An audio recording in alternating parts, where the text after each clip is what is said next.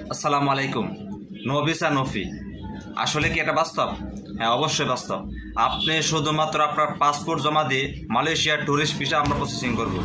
Malaysia visa পাওয়ার পরে আপনি অল্প কিছু টাকা জমা দিয়ে বাকি টাকা মালয়েশিয়া পৌঁছানোর পরে আমরা আপনাদের কাছ থেকে নামমাত্র অল্প কিছু টাকার মাধ্যমে আমরা আপনাকে ভিসা প্রসেসিং করব এবং ভিসা করার পরে আদার্স যে যে ডকুমেন্টগুলো লাগবে সমস্ত ডকুমেন্ট আমরাই করব এবং আমরা করে আপনাকে মালয়েশিয়া পৌঁছানোর পরে আমরা টাকা নেব।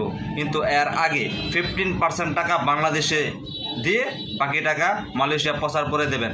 এটা শুধুমাত্র তাদের জন্য যারা মালয়েশিয়া পূর্বে কখনো যান নাই অথবা যারা মালয়েশিয়া পূর্বে গিয়েছেন অবৈধ অবস্থায় কখনো থাকেন নাই, একমাত্র তাদের জন্য এই অফার। অনেকে প্রশ্ন করতে পারেন যে সাদা পাসপোর্টে কি মালয়েশিয়া ভিসা হবে?